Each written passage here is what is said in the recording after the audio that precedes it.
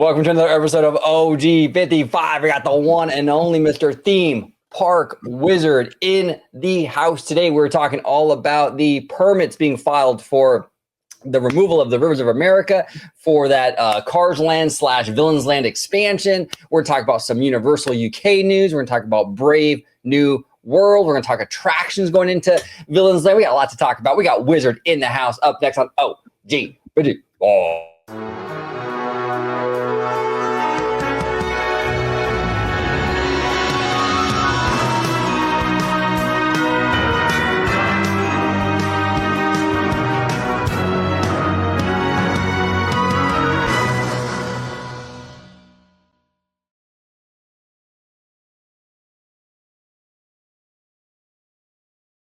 Welcome aboard, everybody. Here's another episode of OG55. We got Mr. Wizard in the house. And since Mr. Wizard is also a California content creator, I ain't got nothing to say but West Side. Right, mustard. Let's go, bud. Oh, there we go. Hi, mustard on the beat. Hope. There we go. LA, California is in the house. We got Mr. Wizard. How you doing, sir? Oh, fantastic. And you can find me plenty of places. You can find me on Theme Park Wizard on all my socials. And also, I have a brand new secondary channel, focusing on just the beautiful aspects of all theme parks, even Six Flags. Lots of negativity out there online with the social medias on both sides. People hate on Universal, people hate on Disney. Forget all that. Just click on the Theme Park ASMR channel. Enjoy some sights and sounds of Disney, Universal, and Six Flags. No talking. Enjoy what we go to these theme parks all about. To enjoy the ambiance, So check that out. And also, if you want to book a trip to one of those theme parks with me, especially like for Disney its 7th anniversary, you can, because I'm a travel advisor. You can email me down below or just DM me. I can do DMs too. There we go. And all that information, you can either DM him on the social medias, or you can check it out in the description. I will be adding his email down below, so make sure you book with Mr. Theme Park Wizard. And actually, Mr. Wizard has that new ASMR channel. He's going to be doing the Captain America Brave New World, where he puts his hand in a bag of money. Oh yes, and that empty theater. There we go. So, Mr. Wizard, let's dive right in. We're going to talk a little bit about Florida right now. Here we go. This is courtesy of wdwmagic.com. Disney World's Cars themed land gets green lit as environmental permit is approved. It says here that Disney has received approval from the South Florida Water Management District for its environmental resource permit, clearing the way for the transformation of Tom Sawyer Island and the Rivers of America into a new Carsland themed area at Magic Kingdom. It says here the permit issued on, by the way, I do want to say before I go any further, in terms of permits, Wizard is the guy for permits. He is the guy. I mean, Universal stuff, right. Disney stuff. Yeah, so make sure you subscribe to him on YouTube and follow him on like X and Blue Sky, because he does great work in terms of all these permits for theme parks and whatever. Every day, all day, Mr. Theme Park Wizard. It says here the permit issued on February 17th authorizes modifications to the 407 Basin Stormwater System, which plays a key role in managing water flow and environmental impact for the planned expansion. The approval comes after Disney submitted additional request information addressing concerns about wetland impacts and stormwater management. So this is interesting. A lot of speculation was out there that this was actually going to prevent Disney from doing this project. Clearly, that did not happen. This is definitely moving forward. We've been talking a lot about it here on the channel. I think you've been on the show, Wizard, too, about it, where Cars is a massive property for Disney. I mean, it's a $1 billion franchise. The villains are a $1 billion franchise. There is no way Disney was going to allow some water management technicality, whatever, to prevent them from making boatloads of money. This was always going to happen. But what say you? Are you surprised at this, or what are your feelings on this? Not at all. And again, we have at Disneyland, of course, we have we don't have the blessing of size, and we kind of fit things in. Disney World, they do seem to like to replace things more often than not. And while I don't agree with I know it's cheaper to replace the rivers, than go and expand outside the railroad. And that's Disney's decision. But just like, well, I would want, like, if you were to say we can either replace Rivers of America and get Carsland and Villainsland, or keep the rivers and get nothing, I would choose the first option, right? The villains and cars, because Magic Kingdom is the most heavily attended theme park on the planet. Everyone says you gotta increase the capacity, and unfortunately, some things, based on the decisions and wanting to save money or whatever the reasons are, some things just have to go. Will I be sad that the rivers are gone? No, because I have one in my backyard. But I get it. I know the people from Florida will be sad. Our rivers are still better, and I am a West Coast guy, so I'll be a little biased maybe, but our river is still better because we have Fantastic in a river, and we have 2 boats, and I think after the Galaxy's Edge renovation, our river is, I think, even more beautiful than ever before. With that, the addition of that, it's a waterfall there, so I just like our rivers better. But this I think, is great, and something has to come there, and this is what they chose. Yeah. It's time to, accept and move on, type of thing. Accept and try to enjoy, right? Some people are still not doing that with Tiana's Bayou Adventure, and they can be miserable all their lives. But again, it's there. It's literally open, Tiana's, and it's not going away. So you might as well just accept and enjoy. And same thing here. I think this looks great in terms. It doesn't look cheap. It's not like San Francisco Square. It doesn't look like that. It looks pretty good. And I say again, give them a chance. I know the concept art Disney lately has produced some concept art, and then it turns out vastly different. But I still say, at least give them a chance. It's happening. So at least hope for the best. Also, I thought everyone liked Villains. I'm so confused by this, because Universal has the Dark Universe, which is obviously the most incredible land, right? And most hyped up land. Before that, and before this, everyone was asking for a Villains Land, at least everyone that I know, at least I saw online. But then a Villains Land's coming, and now some people hate the idea and said it's never been approved. I don't get it, but I think it'll bring money because it's a Villains Land. Like, hello, silly. Yeah, no, 100%. I agree with all points that you made there, Wizard. And here's the thing: we've been hearing for years from the fandom, why isn't Disney actually turbocharging, right? Why isn't Disney actually investing in their parks? Why isn't Disney responding to Universal? So Disney finally does. Disney finally puts their money where their mouth is, and here we go. Now these are our plans. And now that they're actually investing, now it's like, well, we don't want that. Well, I don't want it there. It's like, if you're going to invest and you want Disney to heavily invest, you have to understand that, it might replace something that you like. It might go somewhere that you don't want it to go. It might be an IP you don't necessarily love, but that's all part of the game. That's all part of these investments. Not every investment, not every project you're going to love personally. You know what I'm saying? I'm not a huge fan of every project, but look, I'm not a big coaster guy, but I still think Cosmic Rewind is an excellent addition to Epcot, right? So I think fans need to understand that. And it's like, if you want Disney to heavily invest in these parks, you're going to have to understand that it might come with a price tag, and it might come with something that is something that you enjoy, and, might get removed, So yeah, I mean, that's kind of where I stand with that. I mean, as fans, I think we get a little too, like you were saying, Wizard, a little too mentally married to this stuff. Also, I've been seeing a lot of comparisons of like, well, Disneyland, I don't think, Californians would really want their Rivers of America to go away. See, for me, I understand that argument, but my issue with that argument is not necessarily apples to apples. I mean, our Rivers of America has a lot more use. We depend on that river to have Fantasmic, number one. So it's a monetized thing. Disney is making money on that river, right? Every night or whatever, right? So they're making money on that river.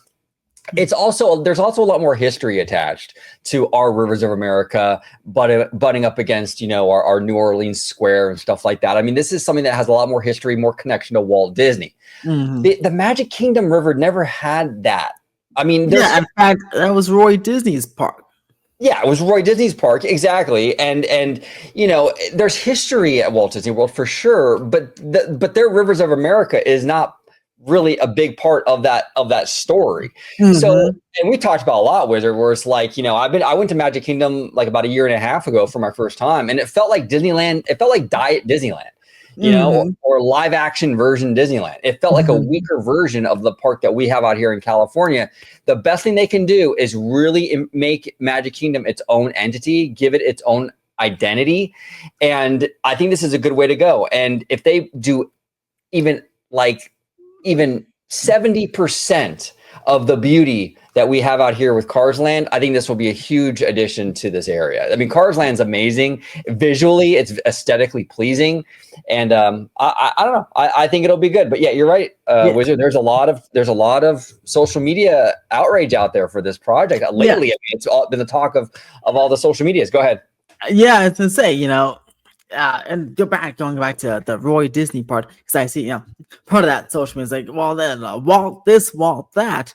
But keep in mind, if Walt Disney was alive, the whole Walt Disney World would look vastly different. They only went to Magic Kingdom because, you know, he died. They didn't know what to do, so they literally said, "Let's make Disneyland again." You know, just bigger. If Walt Disney were alive, Epcot would be totally different. Like, you know, so the whole thing would be so. That's like I said, this is Roy Disney's park, and also Disneyland Light. Like I said, you know, gotta make it unique. You know, there's everyone hates clones, right? So much, right? So you know, why not have some cool new attractions that can? I mean, this will get me to fly to the Magic Kingdom, to Villainsland on Cars too, but especially Villainsland get me to fly to the Magic Kingdom because that's so cool. And also, they talk about capacity expansions, right? Because they said, no, they're like, this is not an expansion, it's a replacement. Sure, it's replacing something, but the people per hour that the 4 new rides can handle versus the one Liberty Bell on the river is a lot more. So it is technically an expansion of people, not space, but people. So Disney wasn't lying there. Lastly, you know, Josh tomorrow, what did he say? He said at D23, he said all these projects will be finished within 5 years. So it was like 2024. So by 2029. And well, look, the permits are done. The work seems to be starting on Monsters Inc. later on this year. This permit can ignite work on these 2 new additions this year. So it looks like they're happening. It's actually working. You know, the shovels may have not been in the ground literally at the presentation, but they're in the ground now. It seems like, I mean, looks like everything could be done within 5 years, which is great because otherwise people would say, "Oh, Villainsland's never coming. It's coming like in 2035," which is what I thought. But honestly, but now look, I think on the permit it says March 1st start of construction or something. That's in 2 weeks, so people should be happy, you know. Like Disney's actually doing something, and if they can work decently, it's can open in 3 years, which would be great. Yeah, one of the big criticisms for Josh, and we've been very, very, very vocal about it here on the channel with Tomorrow and stuff, is that he did a lot of blue sky stuff at the last couple expos, right? He wasn't really giving us any concrete, firm announcements, and we didn't really have any projects lined up. Okay, so this latest D23, he gave us concrete, firm, greenlit projects, right? And now we're actually getting them. They're actually starting to build. The permits are there, and the construction will begin. I mean, rumors are that this is going to start next month. So it's like that's what I'm saying with the fandom. It's like, and I know a lot of people don't like to discuss like the fandom because it means looking inward a little bit, but I think it's important because as fans, how do we expect Disney to take us seriously if we say one thing and then we get the one thing that we're asking for? And then we're like, well, we don't want that. Well, what do you mean you don't want that? You were literally saying for years you wanted these investments. You wanted investments in the park. Now you're saying, well, I don't want them to have investments. I like everything the way it is. Well, come on, fandom. We look like we're nuts. I mean, you know, I want Disney to take our fandom seriously. You know what I'm saying? I mean, we have to I don't know. It's wild to me. Yeah, and sure is. And the fact that, I mean, and it's still pretty impressive. We got to commend Josh for sure now because D23 was in August. So it's been 9, 10, 11, like 5 months or so. And look, we already have things under Animal Kingdom's already under construction and two new projects already under construction. Oh, and Avengers Campus, that's under construction. So it's again, he wasn't lying this time, guys. I mean, things are actually moving and grooving, which is great. But in terms of Disney listening to the fan base, yeah, when they see things like #save Magic Kingdom, that's just a way to just Disney for you to turn their back to the fan base, because when they say that something #save Magic Kingdom, save Splash Mountain, save this, you can't take it seriously when we start things like that, and when someone posts full-blown instructions on how to email these people and give them a whole bunch of crap, like, come on now. What you should do is you go to the park and you take the survey that they email you when you come out. That's what they listen to. 100%. Or you do that 100%. You take the surveys, you vote with your wallet. If you don't like these changes, you want to protest whatever they're doing, then you vote with your wallet. You don't go to Disney World anymore. You don't give Disney your money. They'll listen to that for sure. But here's the problem is that a lot of the fans, like, and we're all in this nerd bubble, I'm myself included, and you, Wizard, we are very much tapped into this Disney stuff, right? But the normies are built differently than we are. Like, I get it. Fans probably would have wanted the Western River Expedition, Mark Davis's baby. I get it. We all probably want that, right? But the normies don't care about that stuff. They want the Cars ride. It's like their kids. They really don't. Because, like I said, Cars is a big merchandise seller, for one, still. And then two, my fiance right here. Shout out to Elizabeth, by the way. Yeah, shout out. We went to whatchamacallit, Disneyland. Last time she went, a couple times ago she went, and we went to Tom Sawyer's Island because we both haven't been there in a while. The first thing she said when we got off that riverboat or the raft to come back, she's like, "Yeah, that can go." Yeah, like that's kind of a waste of space. And she goes to the theme parks obviously with me more than the average person, and she still even said that. So if Disneyland's River were to go, I would be very sad. But I'm sure she wouldn't. She'd be like, "Oh, thank gosh, I said that should go. Tom Sawyer should totally go because that was like a waste of space."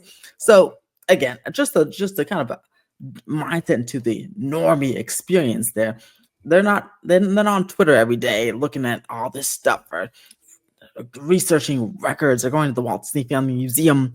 They just want to go and enjoy some rides, really, and as easy as possible. So, and Disney knows this too. They know this based on the surveys, based on the ticket sales, based on what people, not us, but other, like the general population wants and what they buy. Cars merchandise, villains merchandise. That's what they want. And I bet you, no matter how many people say save Magic Kingdom in 2029, when let's say everything is open, there'll be probably like 7-hour lines for these things because it's just so popular. Yeah, exactly. I'll be standing inside too. I'll be in one of those lines too. Yeah, no, 100%. The normies are going to eat this up, and that's why a lot of this stuff, the Save Magic Kingdom campaigns or whatever, the email campaigns and all that stuff. I mean, if you guys want to do that, that's fine. It's up to you. Everyone has a right to do what they want to do, but it's going to fall on deaf ears because this is a very small vocal minority that is complaining about this stuff. The vast majority of the public wants the villains, wants Cars, wants the Elsa ride, wants the Marvel shit. You know what I'm saying? Like they don't have the same mindset as like a super fan, and Disney has to cater more towards the normies. That's where all the money's at. And, and I think honestly, to be fair, I mean, considering like all that, Disney still tries to placate the diehard fans here and there. The new test track is going to be paying homage to World of Motion. Okay, that's a little something for the diehard fans, right? I think moving Muppets, let's be honest, I love the Muppets, but they're not exactly a hot property right now. Moving Muppets into Rock and Roller Coaster was also, I think, a move to kind of make the diehard fans happy, right? Because they could have put any other franchise in there. Disney has a million hotter franchises over the Muppets, but they put Muppets in there, I think, because they knew the diehard fans would be upset that they're losing Muppets, the Muppet area. So they put it in Rock and Roller Coaster. So there's a lot of this balancing act with Disney where like, yeah, they're really focusing on the normies, which they should, because that's where the money's at. But there are glimmers of this where they kind of like, hey, you know what, diehard fans, we're going to give you some red meat here and you can go ahead and enjoy that. It's not like they're completely icing them out, Go ahead. Say another one is, the Rise of the Resistance cannons, because when we went with Elizabeth and her family, her family is particularly on one side is a very big Disney fans. They go like every year, and we went on Rise of the Resistance, and they had a great time. They didn't even mention the cannons at all, but us, super fans like, man, come on, fix those cannons. And hey, they fixed the cannons and they look great. Yeah. So, and they're fixing like smaller things throughout the park. Different things are, if you watch the Fresh Baked construction updates, he always points out these small little things that, like the water fountain on Thunder Mountain that they turned on, like many people won't even notice, but Disney's still fixing them. And, that should, as you said, that should be commended.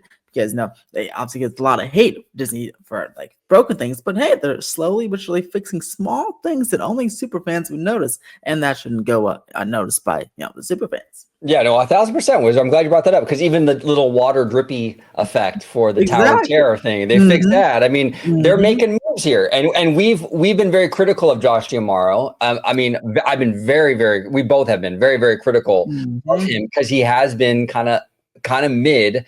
As a parks chief, but I think lately he's really stepped it up, and it's good to give credit where it's due. So yeah, 1,000%. Now, in terms of the attractions for Villainsland, what are we looking at, Wizard? So yeah, it looks like according to that permit, it said one roller coaster, which is good. I'm glad they clarified it, because the concept art made it seem like there was 2 roller coasters, but it looks like there's 1 roller coaster and 1 indoor ride, which I assume was a dark ride, and that could be pretty cool. I can imagine like a track this dark ride with featuring all the villains, like Rise of the Resistance level. That'd be pretty cool. That'd be dope. Inside that big castle show building. I mean, that'd be pretty awesome. I do hope the coaster is not like a Gadgets Go coaster. I hope it's like an actual a decent sized coaster, like kind of like Thunder Mountain style. Because something that I've been pleading for years now for Disneyland to have is another roller coaster that's like Thunder Mountain, like a nice family thrill coaster that's highly themed. Because we haven't had another here at Disneyland a coaster since 2001. That's 24 years. I'm 28 years old, so that's more than half my life right there. There's no new roller coaster, and Disney World got Tron, and that's cool. But I feel like this one should be like, not Seven Dwarfs Mine Train, but I feel like maybe something like Thunder Mountain, like that, that like mid-level range coaster that like everyone can enjoy. That's highly themed, because the concept art that it was like going through waterfalls. I hope they keep that, because that would be super sick. Like go right through the waterfall right there. Like that'd be super cool. I think they can do a lot of good stuff with it, especially with the like all the villains in like dark ride form with animatronics. I feel like they'll take a look, and not with the ride system, but they'll take a look at the Monsters Unchained attraction from Universal, and maybe try to do something similar with NC, because they'll have a lot of animatronics in that attraction. I feel like Disney will try to not copy it, but take inspiration from that and use a different ride system, but kind of do all those villains in animatronic form, because I think that would be a really cool attraction. Yes, yeah, that's a great idea. I agree with you. They should definitely do that, and they should take a lot of cues and inspiration, I think, from Dark Universe, because Dark Universe is shaping up to be my most anticipated area of Epic Universe. I think it looks fantastic. Universal hit the nail on the head with that, because it's creepy. It has that creepy vibe to it. That burning tavern windmill, dude. It's fucking sick, dude. I mean, the whole area turned. And I was admittedly, like years ago, I was very skeptical of this land, and it turned out way better than I was expecting. And not only better than I was expecting, but it's my most anticipated area of the whole park. So I want Disney. Universal they're hitting all the right notes with this Dark Universe. I want Disney's Villainsland to kind of hit similar notes. Obviously, Universal can go a little scarier. It's a little bit older of a demo, for their parks. But I think they should still hit the creepy vibes. I really hope they don't try to water this down to make sure, it's not too scary. You don't want to go full gore fest here, but you also don't want to go you don't want to water it down where it loses its impact. You want this thing to be a creepy land, like the Villains Grove over at DCA is like a cool kind of vibe. I think something like that would be dope. So, yeah, I hope they have at each of the entrances. I hope they have like fog, because that just to really amp the amp that intensity up, because especially it'd be kind of like a pretty cool transition coming from Fantasyland to Villainsland. You know, like that's like quite a juxtaposition there. And I mentioned water in the concept art, and going slightly back to the rivers.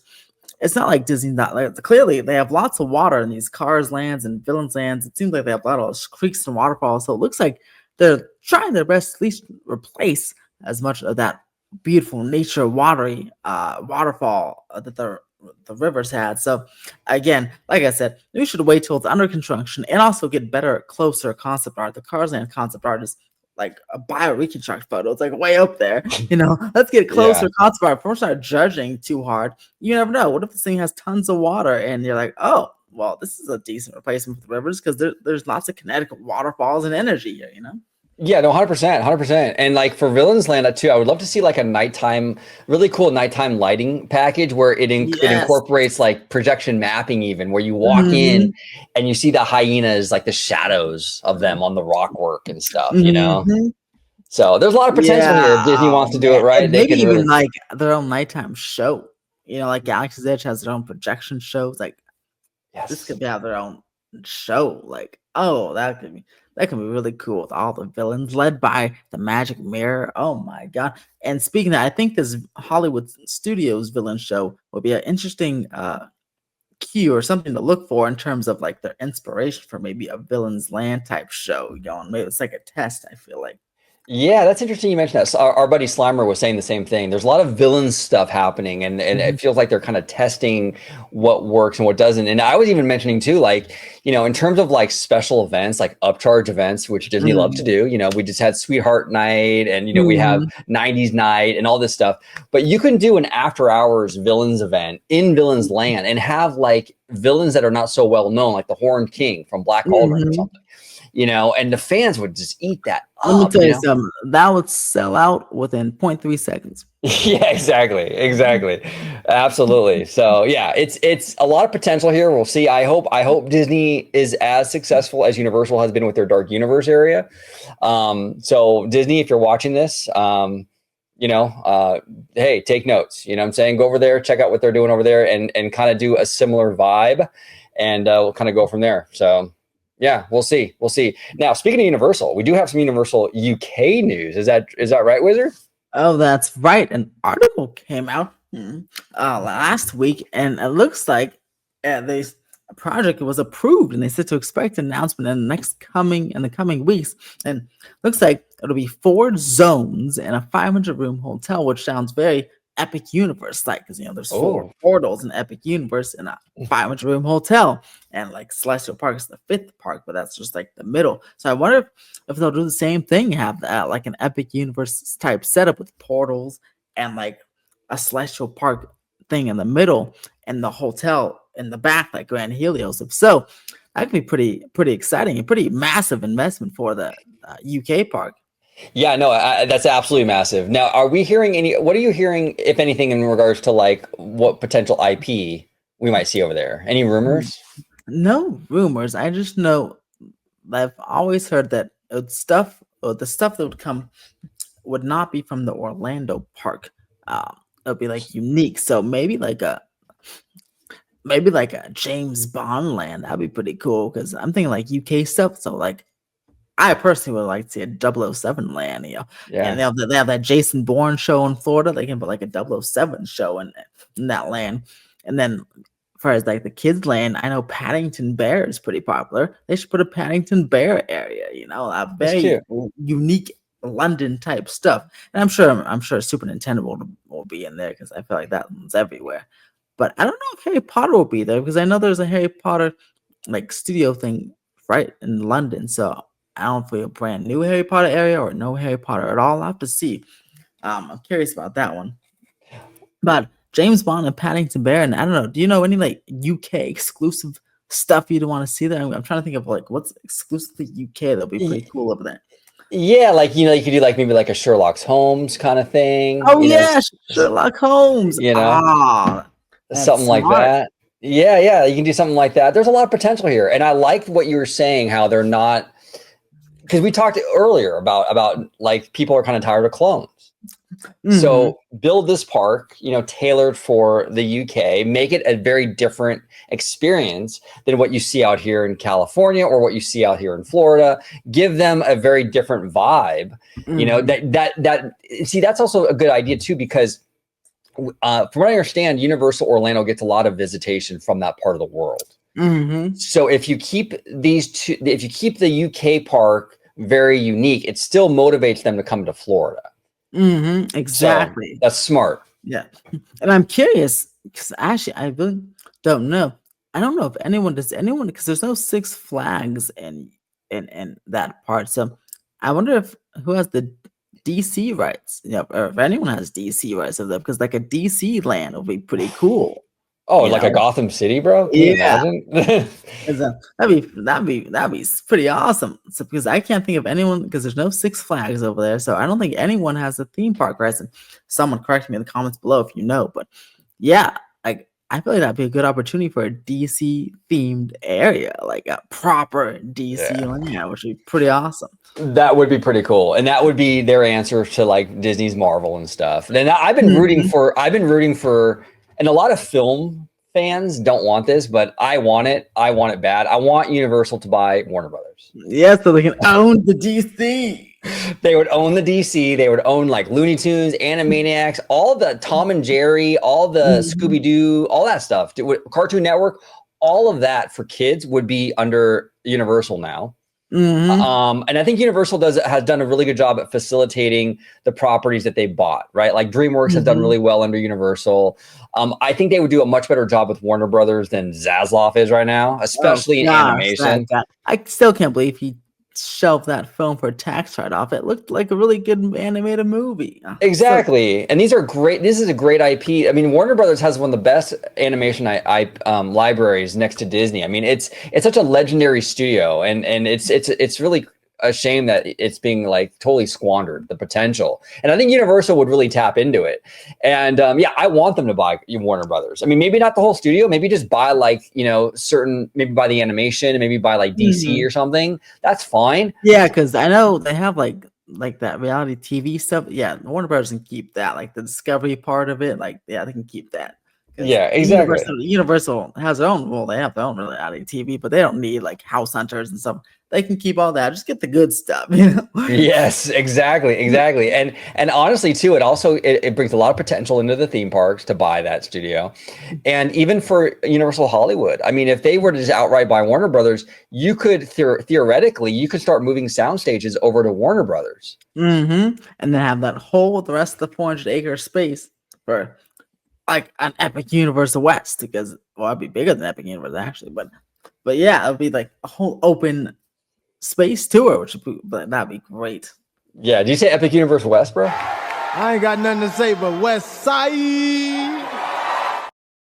There he is. Mustard said it. Mustard. There we go. Yeah, no, it would be exciting. It'd be very exciting. And side note, shout out to all those people who's hating on this Super Bowl halftime show. F you, because guess what? You just don't know how cool LA is. Yeah, exactly. Oh, come on. Well, dude, I am honestly, I have never like the amount of love, like the LA pride, like Kendrick is a great like ambassador for our state and our city. And it's great to have him out there at the Super Bowl representing our city, representing our state, and just totally kicking ass. And yeah, I agree with you, Wizard. If you think about it, I mean, I was just talking about this with Elizabeth. I was like, and my family's like, no other Super Bowl, or really any performance. So everyone, a lot of these New York rappers and singers, like, yeah, I love New York, but then they don't like represent really New York very well. Like, Kendrick, had his literally Compton, LA street on the halftime show. And then when the Super Bowl was in LA a few years ago, with 50 Cent and Snoop Dogg, they literally had they built their own little LA. They had the map of LA on the ground. Like, that's some representation. No other rappers or singers do that for their city. So I'm like, that's some LA has the true pride. These other people just say go New York or go Louisiana, but these LA people show it, they show it. We show it, and that's the thing. There's a lot of hate for California. We see it all over. A lot of people hate on California. Oh, that's all with the fires. Yeah. Oh, yeah. California sucks. But it's like the people who actually live here, though, love this state. We love it. We love this state. And we all came together, like you were saying, Wizard. When the fires happened, you saw the best part of LA. Everyone came together. We saw companies like Comcast, like Comcast Universal. We saw Disney pitching in with the relief efforts. Kendrick. It was just really cool to see. And we have a big heart out here in LA. Is it perfect? Is California a perfect place to live? No, it's not. But you find me a place that is. You go to Florida and you go to Florida and you're going to deal with fucking hurricanes every August and September. That's not perfect. Yes, and you also have to deal with evil DeSantis who's ruining the Magic Kingdom. So yeah, exactly. Yeah. I was not a fan of any of that crap that he was doing a couple years ago. It's a great place to live, and it's not perfect, but that's why I always try on the channel. I always try to rep LA, try to rep California because it gets the hate for it is so overblown, and it's a beautiful state. Man. Well, it's because they're all jealous. They can't afford to live here, and they're jealous. They're jelly, bro. They're jelly. What can I say? So, but last and final topic, we're gonna dip away from the theme parks a little bit. We're gonna talk about movies, right? And LA related topic actually, because movies they're filmed right here, right here in good old Hollywood. Now we have Captain America: Brave New World, which I have not seen, but Mr. Wizard has seen. It had a really strong opening weekend, right? But there's been some controversy. Fake news, yeah. Well, if you want, let's dive into that, Wizard. What's your thoughts on that? Because there have been talk that Disney might be fudging these numbers or this, that, and the other. Do you buy into that, or what do you feel? I think that's absolutely ridiculous because once again, I don't see it for any other. No one says it for any other studio. I mean, that same group of Save Magic Kingdom people hates Disney so much. They just can't stand even a small win. I mean, who knows what Captain America will end up with? Maybe it does a terrible second weekend and flops. Who knows?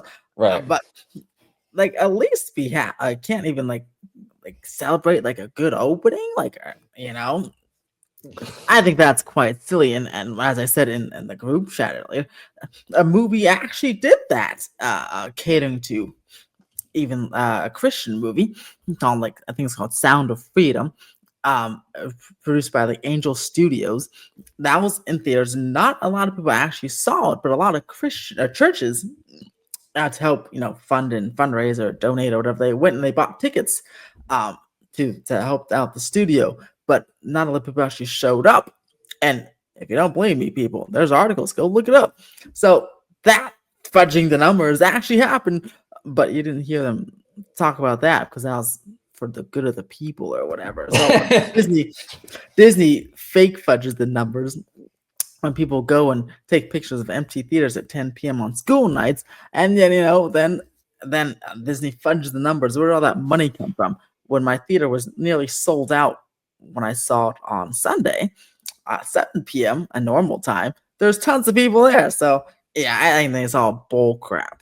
Yeah, I would agree. I don't buy into those conspiracy theories either, because even with the Captain Marvel stuff, because that was even a few years ago, I heard a lot of that too. Here's the thing. If Disney had the power to manipulate the numbers and fudge all this, they wouldn't have had the 2023 that they had. Okay, let's be honest. They would have been fudging numbers all day long to make sure 2023 looked a lot better than it did. So the fact that they had a shit year and it was not good shows you that they don't do this stuff.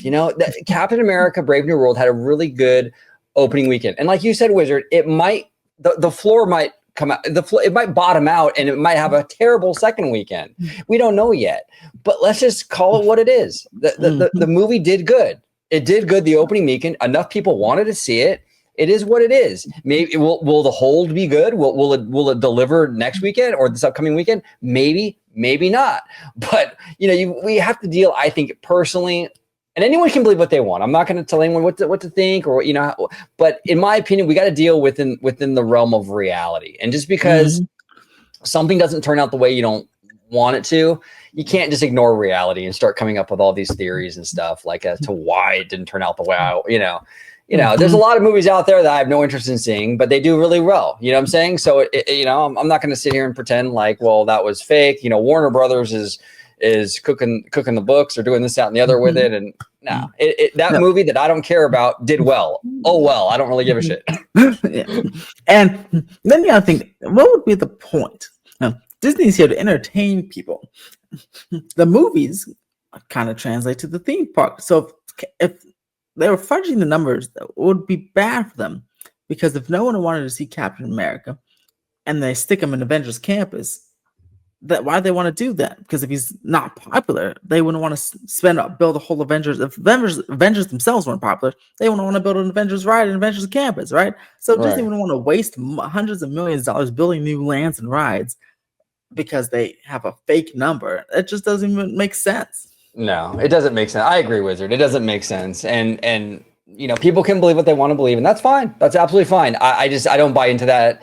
I think Disney, if they had that capacity to do that, and they were pulling all kinds of favors, they would have used that a whole lot more a couple of years ago, and they did. So obviously, if they're fudging these numbers, why? Who's not saying they're not fudging other numbers? Like, are they fudging attendance numbers? Why do they want to do that? Are they fudging merch sales numbers? Like, they're building a whole Carsland based on merch sales. So again, why they want to build a whole land based on fake merchandise numbers?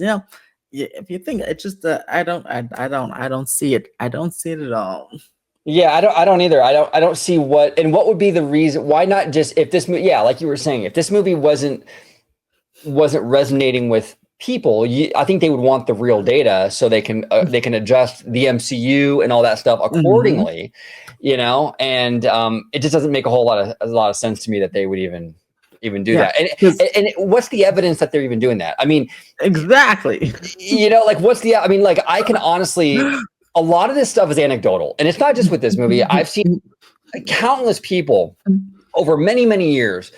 I've seen it like in the film fandom and what have you. Take pictures of the theaters, right? Like sometimes it'll be oh yeah, it's the worst, the most annoying thing. Like empty theater, and then they always do it with the lights on. As you mentioned, people have reserved seating. I can go on AMC app, get a reserved seat. I don't need to show up 40 minutes before the movie starts, and I'm including the trailers there. Trailers, you see trailers online all the time. Who wants to see them again? They've seen the same trailers over and over again. A lot of people show up when the movie's starting or even after the movie's starting. In my screening, people are still showing up with their popcorn and snacks. And also there's lines. There's lines to get popcorn and stuff. So people could be there, but just in line, And just I can't even tell you the last time I went to the movie theater, showed up when the lights were still on, like before the trailers were playing. I don't even know. I usually show up like right when the trailers are starting because, I don't need to be there any earlier. Just that just makes no sense to me. And so these people to do that, they should take a picture when the lights are off. And otherwise we just have to trust if people showed up or not, Or take a picture at the end of the movie when the lights come back on. Let's see what the theater was before the movie, So, but this has been going on for years with this, and it's so anecdotal. I can go to my local supermarket at like 7:30 in the morning, take a picture, and be like, "See, this supermarket is a flop. No one goes to Gelson's. It's gonna close down." Yeah, and then by 2:00 or noon, it's packed, and there's like lines everywhere. It's like, you can. That's the thing. It's like it's so anecdotal. I mean, in 2019, when Avengers Endgame came out, they were showing us at like midnight and 1 a.m. each day. I could have gone to 1 a.m. showing, and I bet you there'd be like 10 people in there. I'm like, oh my gosh, look at Avengers Endgame. It's the hype is dead, guys. There's no one in this theater, but it's really 1:00 in the morning. Like you said, very anecdotal. Doesn't make any sense. Yeah, no, I agree. The only thing that really matters are the numbers at the end of the day. When those box office numbers come in, and does that really influence people? I mean, I feel like just like with the theme park decisions, posting an empty theater is not gonna, like, no matter what, empty or not, I want to see Captain America. So if someone posts an empty theater, I'm not gonna be like, oh gosh, that theater's empty, it must be terrible, I'm not going, or even a bad review won't stop me, because usually I want to see a movie that I want to see. So the critics can say whatever they want, the people can say whatever they want, but I'm still gonna see it. And the people that agree with the empty theater are people who probably don't want to see it anyway and probably hate Disney anyway. So it just makes it doesn't it's like useless, you know. It doesn't influence anybody's decision. It doesn't do anything really. I don't think. Yeah, no, it doesn't give you a good barometer as to whether the movie's going to be a hit or not because it's anecdotal, and there's too many factors involved with when the picture was taken and this, that, and the other. And then you're right, it doesn't influence anybody because if you want to see it, you want to see it. If you don't want to see it, you don't want to see it. If I don't want to see the movie, I don't care if it's empty, full. I don't care if we have people standing in the aisles waiting to get in. If I don't want to see it, I'm not going to see it. You know, Exactly. And what does that say about the person taking the photo? I mean, are you the fool because this movie's clearly so unpopular, it's empty, but you're clearly watching it. So are you the fool? Like, why are you there? You know, like it's so silly. It is silly. I just go by what the numbers are reported, and that's all we can really go by. Anecdotal stuff. It's like going to theme parks. I mean, you can eyeball it, right? I was at Disneyland, recently, and I can eyeball and go, oh, it's busy today. But really, we don't really know. Disney's internal numbers, even though it looks busy, might be on the lower end for them that day. You can eyeball it to only so much degree. You know what I'm saying? I mean, the numbers are the numbers.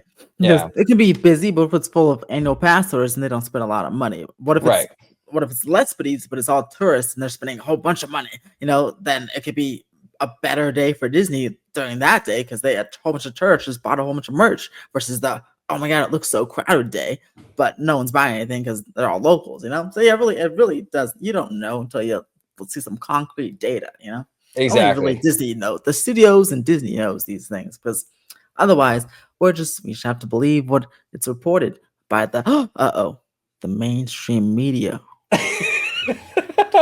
Oh man, hold on. I think I have a drop for the mainstream media. Hold on. I have a drop for the mainstream media. Here we go. Say that one more time, Wizard. The mainstream media. There it is. The mainstream media. Oh gosh. Oh man. Anyway, yeah. So it's wild, absolutely wild. But Wizard, it's always a fun time having you on OG55. Going to have you on again very, very soon. If you can remind everybody where they can find you on social media and also where they can find you on the mainstream media. You can find me on Theme Park Wizard on all the socials: Twitter, Instagram, and Blue Sky and Threads. And then you can go ahead and subscribe to Theme Park Wizard for awesome updates at theme parks. And if you want me to shut up and not listen to anyone's voices, check me out on Theme Park ASMR. We can enjoy waterfalls and rides and beautiful, serene, yes, just like that, serene scenes. Yes. And you can go book your trips with me at ebecker at winsintheasttravel.com if you want to go visit some of these theme parks yourself to see how crowded they are.